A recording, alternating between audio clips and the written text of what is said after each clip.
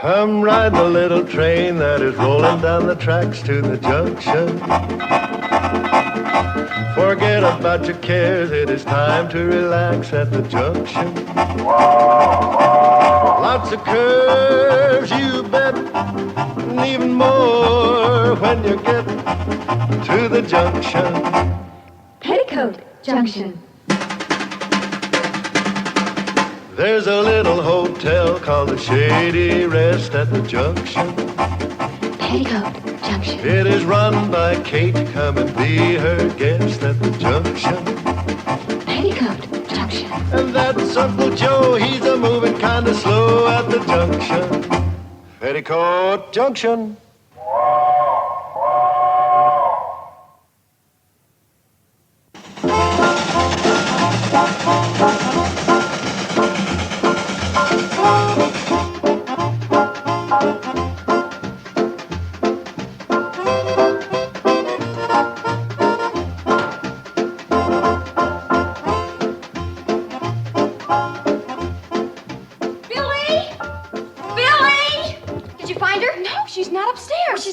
Either. Well, maybe Betty found her. She's not outside. Well, maybe she went into town. Without telling us? Oh, Mother wouldn't do that. Oh, she's in the cellar. Why didn't we think of it?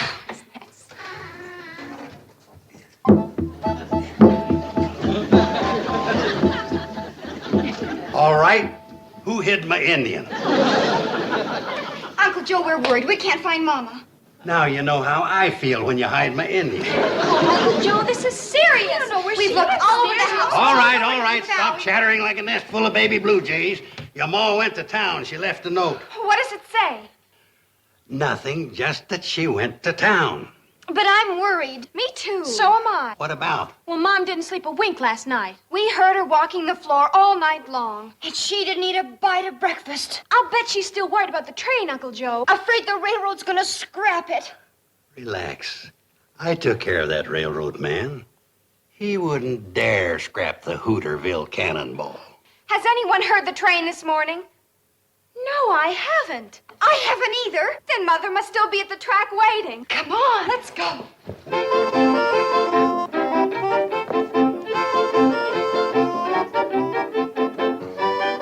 All the mornings for the Cannonball to be late.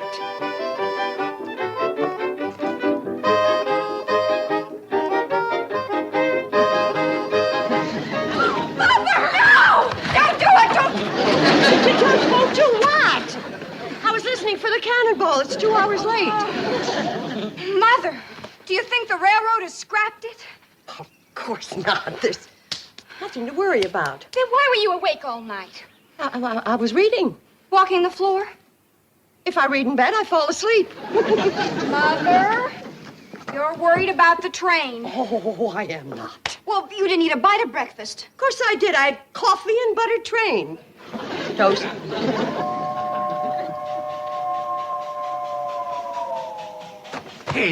Hey, you sure started a ruckus this morning. Look at Uncle Joe. The Cannonball's still running. Well, of course it's still running. I saw to that. Let's all go up and get some breakfast. Look, I'm going into Hooterville to see Sam Drucker. What about? About the train. He knows the law, and we should be ready in case Mr. Bedloe makes more trouble. I sure sent that Bedloe running back to the main office with his tail between his legs. He wouldn't dare tackle me again. Yeah, but what if somebody higher up in the railroad makes more trouble? We'll bring them on. The bigger they come, the harder they fall. I still feel better talking to Sam. No, you stay here and I'll go. Fighting the railroad's a man's job. Well, I kind of thought you'd get some of those chores done today. What chores? Well, you've been promising to chop some wood and clean out the chicken yard. You hear that? I'm fighting the CNFW Railroad single-handed, and she asked me to clean out a chicken yard.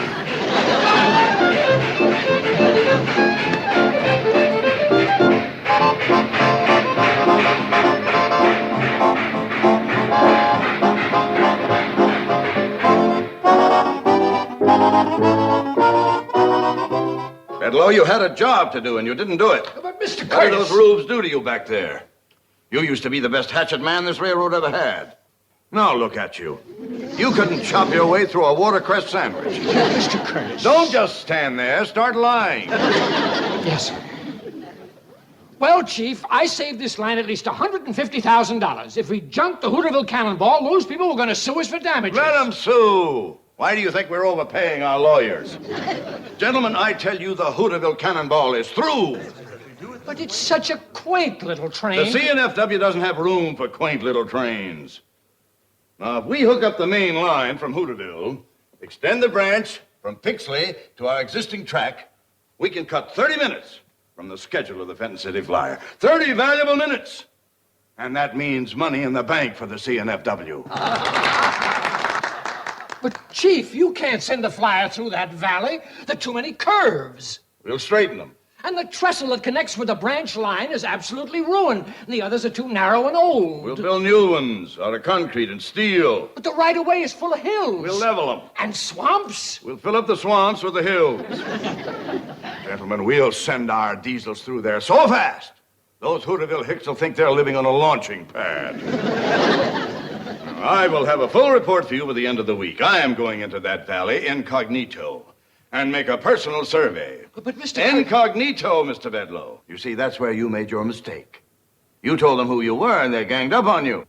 Miss Hammond, I want you to have my helicopter and wrinkle me a suit. Have them both on the roof in 20 minutes.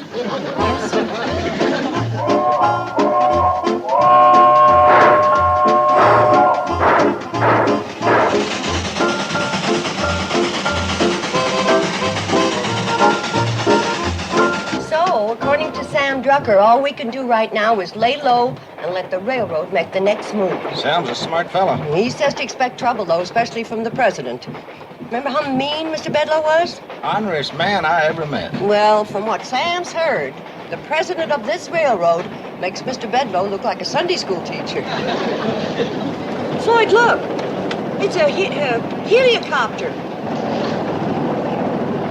Yeah. What do you suppose that whirly bug's doing around here? Put me down outside Hooterville. According to the map, I flew right over it, but I didn't see a thing. You just passed the train, so put me down in front of it and I'll flag a ride. Roger.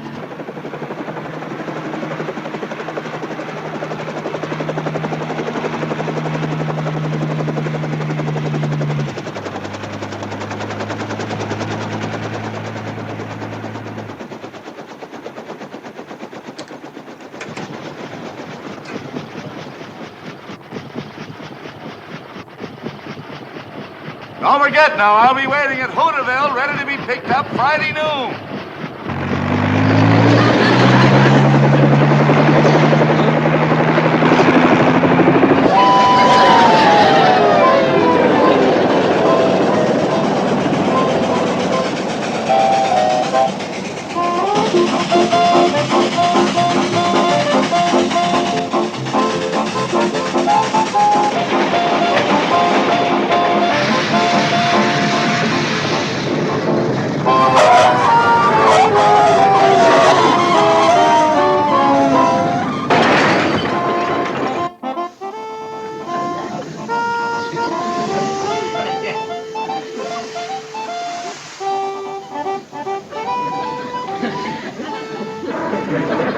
Looks like a hobo. Yeah, and he had the nerve to stop the train. Go easy on him. Listen, Kate, it's bad enough for a hobo to hook a ride on the outside, but he'd come inside. Yeah, but the poor fella looks like he's on his last leg, so take it easy, huh? Okay. Hi there. Hello? My name is Kate Bradley. I run the Shady Rest Hotel up the tracks away. And this is Mr. Smoot. Hello, Smoot. It's Mr. Smoot. How far you figuring on going? End of the line. How much do I owe you?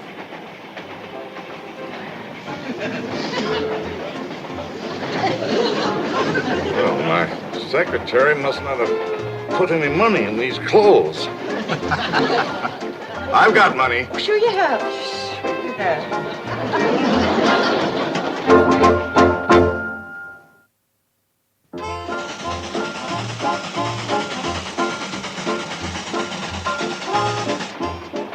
I still want to know what the fare is. You wouldn't know what to charge him, would you, Floyd?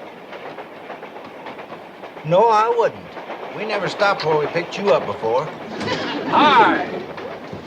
What's up, Charlie? Oh, nothing. Just come back to check on the hitchhiker. Wait a minute. You're the engineer, aren't you? Yep, sure am. Well, then who's running this train? My little girl. What? Betty Jo, my youngest daughter. Runs the train real good, too. Come on, Floyd. We're almost to the trestle. See you later, folks. They let your daughter run this train, a child? She's been running it for years. Has a real steady hand on the throttle.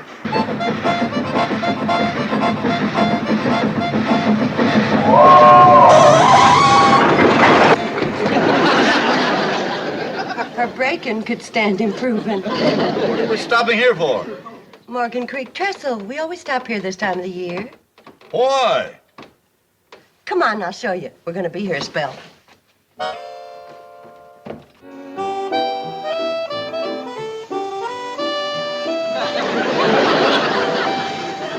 I'm all baited up and ready to go. Well, dump it in. Fish ain't likely to climb up here begging for it. Quiet, both of you. I think I got me a nibble. Nope, the worm was just stretching. Oh, no. You mean to tell me you stopped this train just to go fishing? We ain't in no hurry. Well, I am. Let's get this iron rolling. You sure give good orders for a hobo. A hobo? I am Norman P. Curtis, presently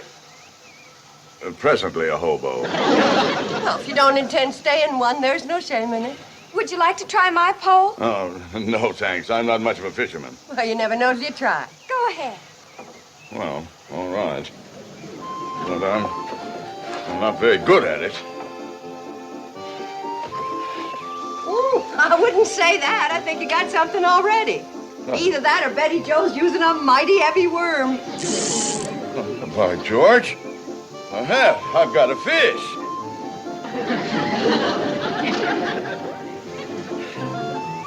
Look, a fish. Isn't that cute? I caught a fish.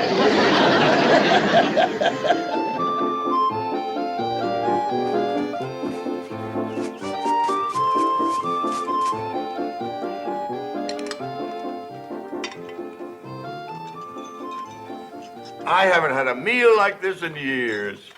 The way you're glomping it down, you won't need another one for years. I thought those two freeloaders could put it away, but you got them backed into a corner.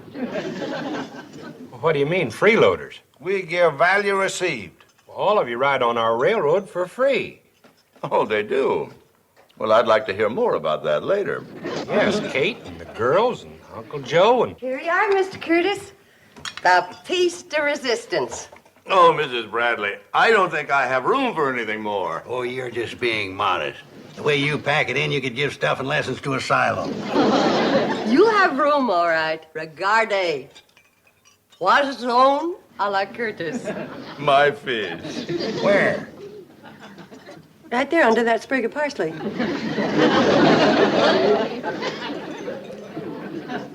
Isn't that something? What'd you call it? Poisson. That's French for fish. I've seen heftier looking guppies. This one did lose a little in the translation. Mrs. Bradley, I can't remember. Kate? Oh, Kate, thank you. I can't remember when I've tasted such delectable food. I'm certainly going to miss it. Well, why don't you stay for a few more days? Tomorrow we're going to have ribs. Ribs. Oh, I really would like to stay, but no, I must get on to Pixley. Mr. Curtis, we all get down on our luck sometimes, so Kaye. you don't have to be bashful with us. If it's a question of money, we can work something out. Kate. You're very kind. Maybe I will stay on for a while. Kate, could I speak to you for a minute? Well, sure, I can. Excuse me. And just holler when you want dessert. We're going to have gooseberry turnovers. Gooseberry turnovers? Oh, marvelous. My own fish. Maybe I shouldn't have asked her to cook it. Maybe I should have had it mounted. Kate, why'd you have to invite him to stay? Why not? He's a very nice man. Have you seen him eat? He's got more stomachs than a camel. Poor man. Poor us, I mean. Why, he's had everything but the delphiniums Betty Joe painted on the plate. Uncle Joe, I got a feeling about Norman Curtis. His coat may be frazzled, and he may be coming apart at the seams, but underneath it all... He's a tramp. He's a gentleman. I can tell. And you got no call to whittle on a man just 'cause he's come on hard times. Well, if he don't stop eating, our hard times are going to be asking his hard times to move over. It's our bounden duty to help him. Anybody can tell he's seen better days. Not better eating days. Kate, you're a mighty poor judge of character. Now, that Norman is a freeloader if I've ever seen one. He's not a freeloader. I ain't seen the color of his money, have you? Well, I'm going to let him work out his keep. He's going to work? Sure. You've got a lot of chores that haven't been tended to. Norman can be your helper. Helper. Oh, well, that's different. Maybe I better go and see if that poor fella needs some more food.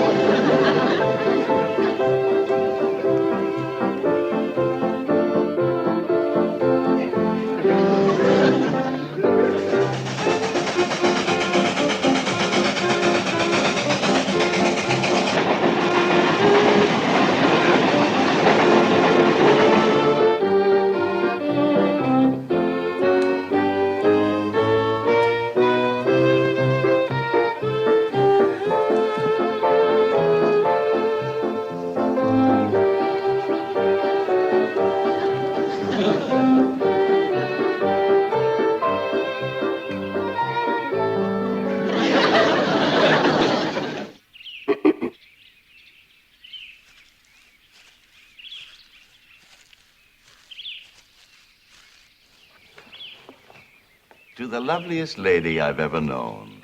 Thank you, Mr. Curtis. Norman, please. Tell me, Norman, is that a compliment to my personality or to my cooking? Both. You know, Kate, I think these have been the happiest days of my whole life.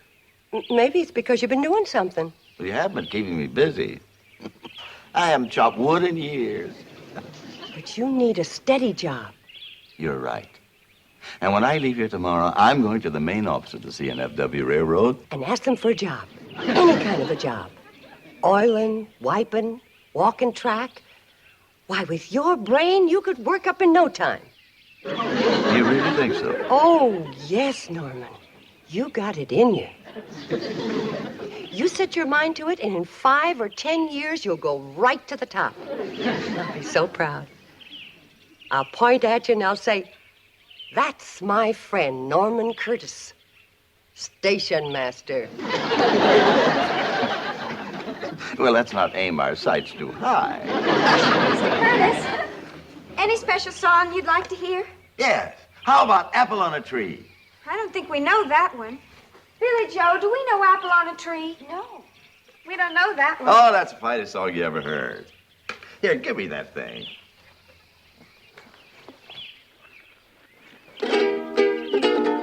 Wish I was a woolly boogie bee Wish I was a woolly boogie bee. I was a woolly boogie bee. I'd make my home in that cherry tree. Wish I was.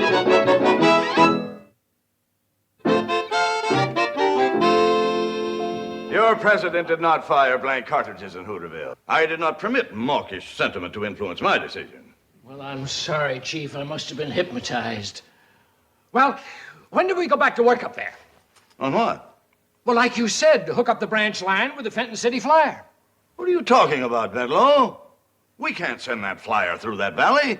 There are too many curves. But you said we'd straighten them. The right-of-way is full of hills. But you said we'd level them. And swamps.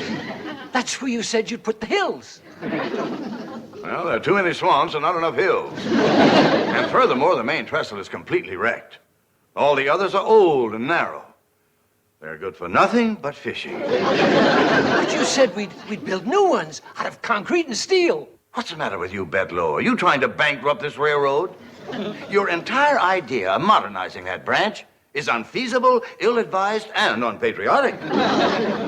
My idea. Unpatriotic.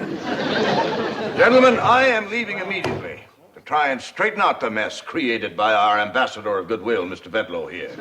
I'll have a full report for you by the middle of next week. Or the week after. Well, anyway, I will let you know. Gentlemen, this meeting is adjourned.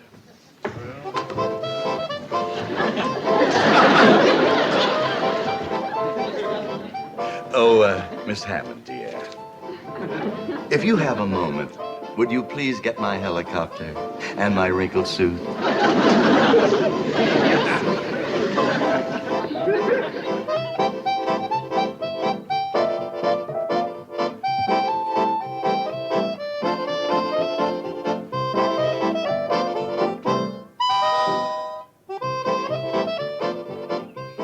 I sure hope Mr. Curtis got that job. What job? At the railroad. Before he left, said he was going to the main office and see about it. Kate, you're the worst judge of character I've ever seen. Nutty Norman is a hobo, born and bred. Those kind of fellas don't want to work. Sure worked hard here, doing your chores. Yeah, I tried to help him make something out of himself. Man just don't take to work the way I do.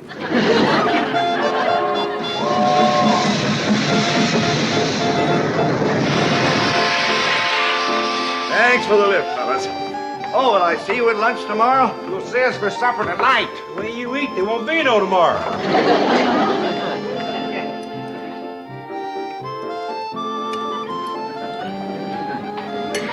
You know something?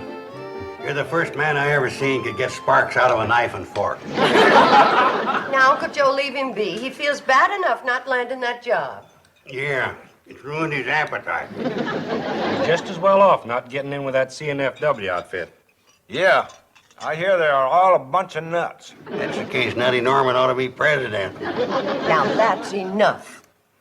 I do hear they're awful hard-hearted, especially the president. They say he's a terror. Did you get a good look at him when you was up there? Yes, as a matter of fact, I did. What does he look like? Well, he's a pretty good-looking fella.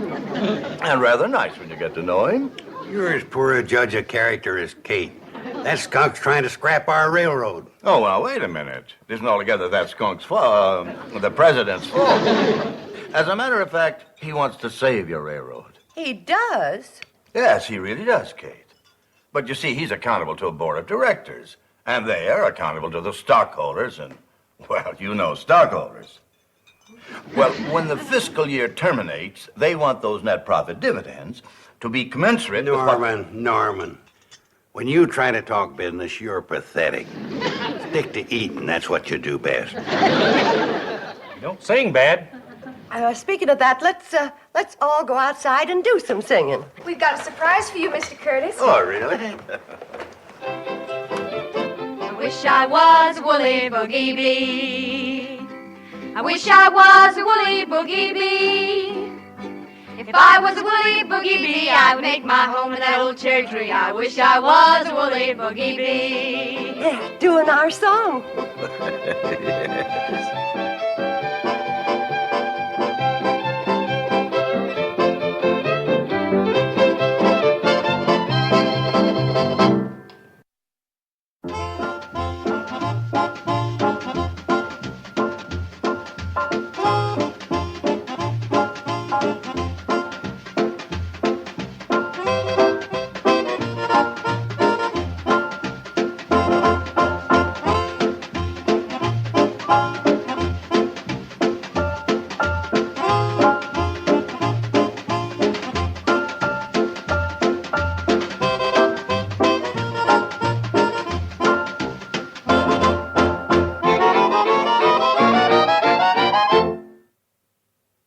This has been a Filmways presentation.